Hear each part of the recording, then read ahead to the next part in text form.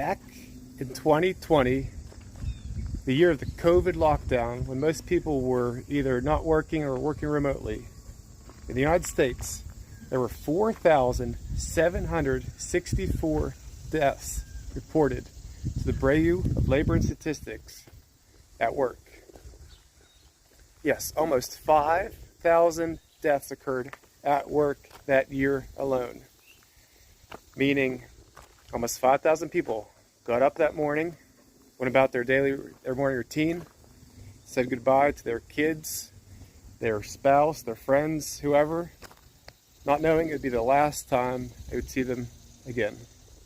They would not return home that evening to their house, to their beds, to anything.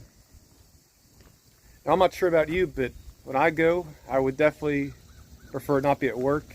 Ideally, I think it would be in my sleep. But it's just crazy that happens. I know it's a small number compared to the amount of people we have in America. That's a small percentage, but still, it is way too many people. A lot of those were freak accidents, things that could have been prevented. But many of them were preventable deaths. Safety, it is so critical. It's not something a lot of us like to talk about. Some people think about it as a burden, but it is so important, especially in the construction field. Hey, this is Chad with Excavation Revelation, the place where excavating strategies and tips are revealed and different topics are discussed, like today's video, safety. If you develop a safety culture, a safety mindset, it will become less and less like a burden, more and more like an obligation, and more second nature to you, your employees, everybody around you.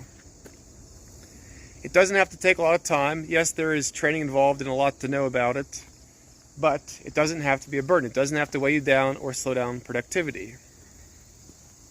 Today we're going to look at a few different steps you can take to develop a safety mindset, a safety culture for your company, for your team, your crew, whoever.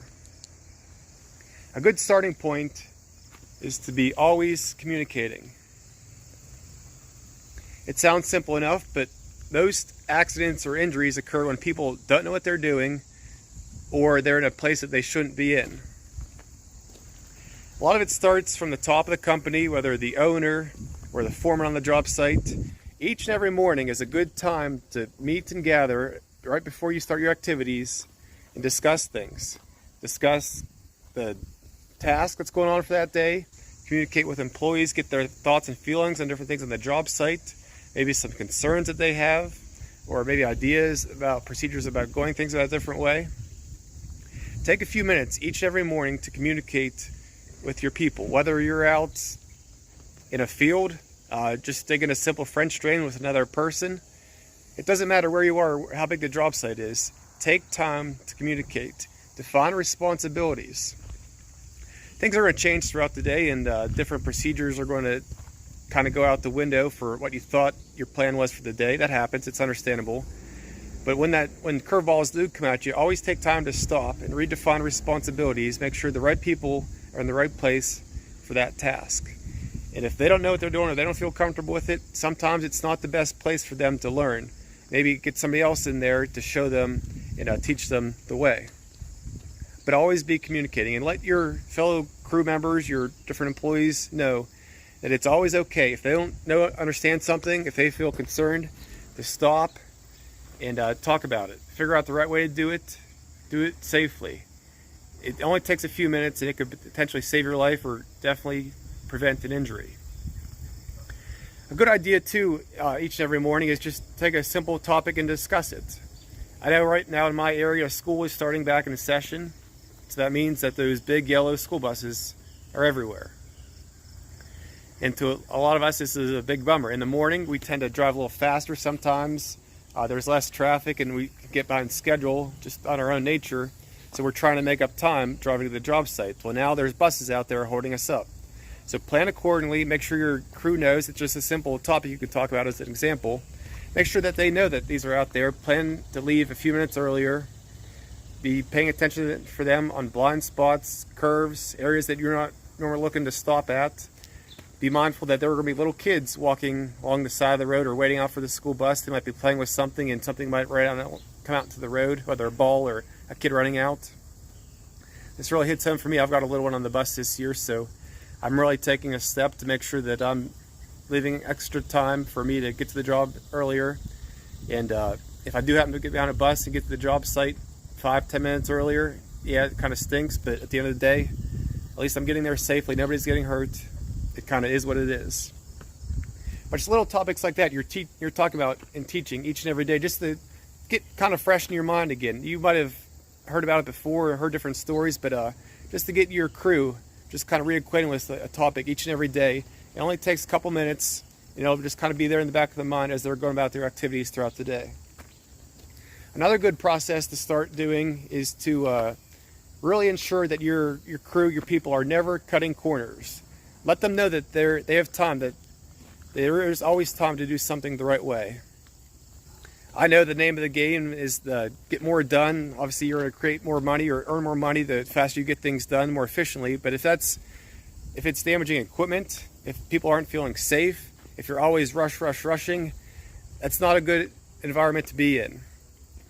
Never cut corners. Always take time to do things the right way. It all kind of starts at home. It's not like you get to the job site and all of a sudden your safety switch comes on and your practices at home go out the window. It's kind of a mindset that you develop all the time, even when you're at home. When you're getting out of a vehicle or out of the bed of your truck, you're not just jumping, for example. You're taking time to climb down, just off of your machinery even. You're taking time to use 3 points of contact, and you're not jumping. You're setting up a ladder to clean your gutters at home. You're making sure that it's the right distance, it's at the right angle. You're climbing with 3 points of contact, and make sure that carries over both to the job and back at home. Like I said, it's just not like a safety switch that you turn on each and every day once you get to the job site. If you're practicing things at home, then more likely, once you get to work, it's going to be second nature, and vice versa. Never cut corners. There's always time to do it right. If you don't understand something, ask. YouTube is a great resource. You can jump on. It's a great way to learn things, a good way to learn things safely and the right way to do things. We don't have to do things blindly anymore. We've got so much technology at our fingertips, so much access to different things. It only takes a couple minutes sometimes to look up something and to understand a better way of going about it. Safety is so important. It is very critical, but it doesn't have to be a burden on your company. Just focus on doing things the right way, teaching your guys the right processes, and it could just be a second nature to you and your company. Let me know any thoughts or comments you guys have, maybe something you uncovered more in depth, or maybe a story you have about something. I'd love to hear it or about the comments, and I appreciate you guys watching. Catch you next time.